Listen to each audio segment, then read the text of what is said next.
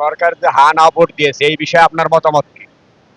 এই বিষয়ে আমার মতামত হলো একটাই, আমি এই দেশের সার্বভৌমত্ব ভালোবাসি, এই দেশের মুক্তিযুদ্ধ ভালোবাসি, এই দেশের স্বাধীনতা ভালোবাসি, এই দেশের জাতীয় সঙ্গীত ভালোবাসি। যাদের বিনিময়ে, যাদের আত্মত্যাগের বিনিময়ে এই স্বাধীন রাষ্ট্র পাইছি, স্বাধীন কথা বলতে, বাংলা ভাষায় কথা বলতে পারছি, তাদের প্রতি আমার লাখো বার সালাম।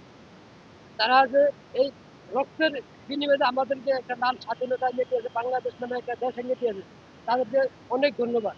ঠিক আছে। আর এই দেশে আনা ভোট যে দিব, সে আমি মনে করি আসলে এই দেশের সার্বভৌমত্ব বিশ্বাস করে না। সে পাকিস্তানি পেতাত্তা, পাকিস্তানি দালাল, তার বাপ মা পাকিস্তানি। ঠিক আছে। এই জন্য সে এই দেশের আনা ভোট দিবে। আর না ভোট মুক্তিযুদ্ধের পক্ষে, এই দেশের পক্ষে, এই দেশের 2 লক্ষ মা বোন ইজ্জতের বিনিময়ে দেশ রক্ত হয়েছে, 30 লক্ষ মুক্তিযুদ্ধের বিনিময়ে দেশ রক্ত হয়েছে। ঠিক আছে। না ভোট আমি মনে করি যে 80% লোকই না ভোট দিব, হা ভোট খুব কমই দিব। যারা পাকিস্তান তারা হা ভোট দেবে, আর যারা না ভোট দেবে তারা মুক্তিযুদ্ধের সন্তান, তারা মুক্তিযুদ্ধ বিশ্বাস করে, এই দেশ ভালোবাসে। ঠিক আছে। আর দেখেন আপনি বলতে গেলে অনেক কিছু, এই যে আপনার 5ই আগস্টের পরে ম্যাক্সিমাম ম্যাক্সিমাম লোকই আপনার শাহবাগে বইয়া। ঠিক আছে। যে খারাপ ধরনের ভাষা ব্যবহার করে। ঠিক আছে। আসলে এরা কি, কোন চেতনা এরা বিশ্বাস? শাহবাগের মতন জায়গায়, একটা গুরুত্বপূর্ণ জায়গায় এই ধরনের বৃষ্টি ভাষা ব্যবহার করাটা, এইটা আমি একটা ছোট মানুষ হয়ে আমার কাছে খুবই লজ্জা লাগে এই ধরনের ভাষা ব্যবহার করতে। ঠিক আছে। ওদের বাপ মা কি, ওদের বাপ মা কি, আর ওদের কলেজে লেখাপড়া করে, ভার্সিটিতে লেখাপড়া করে, ও ভার্সিটির মাস্টার টিচার ওদেরকে কি শিখাইছে? এই যে একটা খারাপ ভাষায় কথা বলে মেয়েরা, যে ছাউগা বাবাটা তাই চিড়াবেলা। আরে তুই তো একটা নারী, তুই তো একটা নারী, তুই আর একটা নারী কিভাবে বলো? আগে তোর দিকে তুই চিন্তা করছো যে আমি এই কথাটা বলি, এই কথাটার জন্য আমি তো একটা নারী, আর একটা নারী, আমি কিভাবে এই কথাটা বলি? ওদের বাপ মা খারাপ, যার জন্য ওরা খারাপ। মানুষের ইজ্জত দিয়ে কথা বলে না, সম্মান দিয়ে কথা বলে, ওরা বেয়াদবের চেয়ে বেয়াদব। ওদের মতন বেয়াদব এই বাংলার ঘরে আর তো না হয়। আমি বলি, ওদের মতন বেয়াদবে বাংলার ঘরে যে আর না হয়। আর তাদের পাশে আমি আরেকটু কথা বলি, সাধারণ পাবলিক, আপনারা এইদিকে একটু দেশের দিকে একটু ফলো নজর দেন। দেশটা একবারে নৈরাজ্যের দিকে লেগেছে। এই দেশটা, আমাদের দেশটা আর নাই। আমাদের দেশটা এখন পাকিস্তানে হাতে চলে গেছে। আপনারা সবাই কাঁধে কাঁধ মিলান, একই সুরে কথা বলেন, পাকিস্তানিকে আমাদের দেশে খেতে দেব। ঠিক আছে। আমরা যদি সবাই যদি এক না হই, তাহলে পাকিস্তানি এই দেশে বংশ বিস্তার করবে। আমরা চাই না এই দেশ পাকিস্তানি হাতে যাক। এই দেশ মুক্তিযুদ্ধের দেশ, এই দেশ 30 লক্ষ শহীদের দেশ, এই দেশ 2 লক্ষ মাহবুবের দেশ। ঠিক আছে। আমরা চাই এই দেশ, আমরা স্বাধীনভাবে কথা বলি, আমরা চাই দেশে স্বাধীনভাবে কথা বলতে। বিগত 54 বছর আমরা যেভাবে স্বাধীনভাবে কথা বলতে পারছি, এইভাবে কথা বলতে পারি। আমার মা আজকে অফিসে যাইব, আমার বউ অফিসে যাইব, আমি আতঙ্ক থাকি, আমি আতঙ্ক থাকি। কখন আমার বোনের নির্যাতন হয়, কখন আমার মার উপরে নির্যাতন হয়। কেন আমরা নিশ্চিন্তার ভিতরে কেন থাকবো, টেনশনের ভিতরে কেন থাকবো? আসেন আমরা সবাই একাত্র হই, একাত্র হয়ে আমরা সবাই মিলে দেশটা সুন্দর করে চালিয়ে নিই। ঠিক আছে। আমার 12ই ফেব্রুয়ারি যে নির্বাচন, এই নির্বাচন নিয়ে আপনাদের সাধারণ জনগণের ভাবনা কি? না, এই নির্বাচন তো আমাদের না। এই নির্বাচন কাদের? এই নির্বাচন যারা পাকিস্তানি দালাল, তাদের নির্বাচন। এই দেশের যারা মুক্তিযুদ্ধ বিশ্বাস করে, যারা সাধারণ পাবলিক। ঠিক আছে। আমার ভোট আমি দিব, যাকে খুশি তাকে দিব। ঠিক আছে। তাইলে আপনার দুইটা দল বাদ দিয়া বিগত সরকার আপনার এককভাবে নির্বাচন দিকে ফেসে দিয়েছে, দালাল স্বৈরাচারী। ঠিক আছে। এখন যে ইউনিট সরকার এককভাবে নির্বাচন দিতে, সে কি দালাল না? সে তো ফেসিসের ফেসিস, স্বৈরাচারের পরে স্বৈরাচার।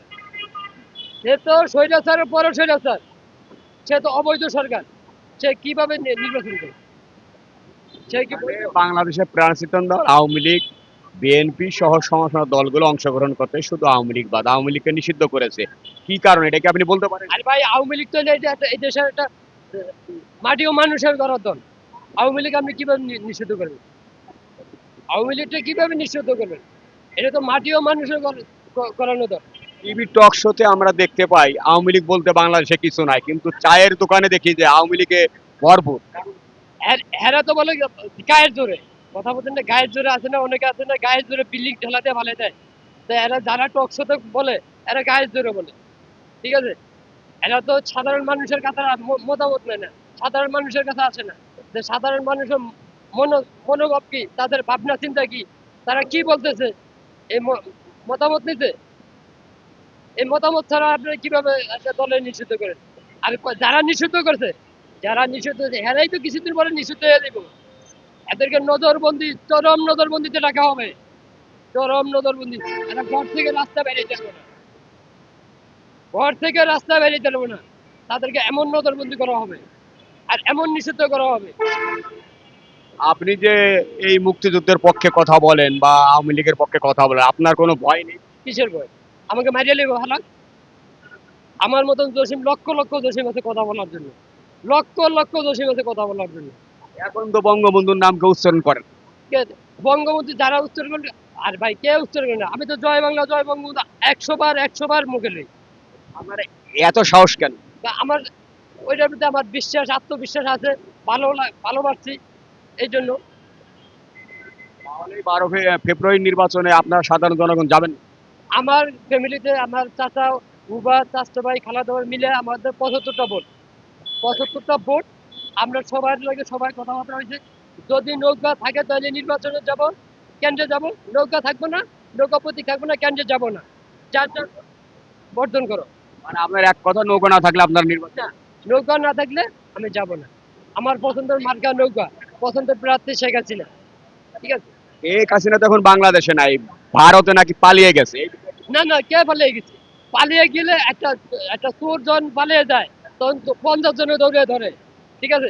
আর সে সেনাবাহিনী প্রটোকল নিয়ে, সেনাবাহিনী তারা নিয়ে ভারত নিয়ে দিয়েছে। এ পালিয়ে কিভাবে গেল? পালিয়ে যাইতে হলে রাত যাইতে হয়, ঠিক আছে।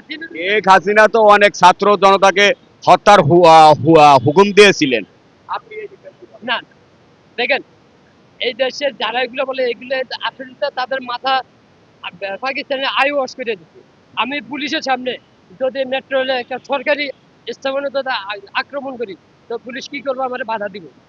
আমি যদি পুলিশের উপরে আক্রমণ করি, তাহলে পুলিশ আমার কি করবো? পুলিশ কি করবো?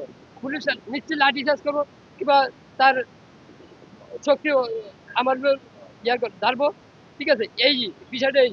আমি মেট্রো রেলে যারা আগুন দিচ্ছে তাদেরকে প্রথম থামাইছে, যারা বিটিভিতে আগুন দিচ্ছে তাদেরকে প্রথম থামাইছে। এরা থামাইছে যখন পুলিশের গায়ে ইট মারা ধরছে কিংবা ভাঙচুর করা ধরছে, তখন পুলিশ লাঠি চার্জ করছে। এই এক পর্যায়ে পুলিশেরও মারছে, পুলিশেও মারছে। এখানে কারোর নির্দেশ দেওয়া লাগে না, এখানে কারোর নির্দেশ দেওয়া লাগে না। আমি চাবো যে আওয়ামী লীগকে আপনি জান, আওয়ামী লীগ কি বাংলাদেশে ফিরে আসার সম্ভাবনা আছে? অবশ্যই অবশ্যই ইনশাআল্লাহ আসবে, ইনশাআল্লাহ আসবে। কিভাবে আসবে? এই জনগণ, আমরা জনগণই আনবো, আমরা জনগণই আনবো, আমরা জনগণই তারা আনার জন্য প্রস্তুত হয়েছি। সে আসবে। আমার মতন লক্ষ লক্ষ কোটি কোটি জসিম আবু সাহেদের মতন বুক করতে দেখাতে দেবো। ধন্যবাদ আপনাকে। আপনি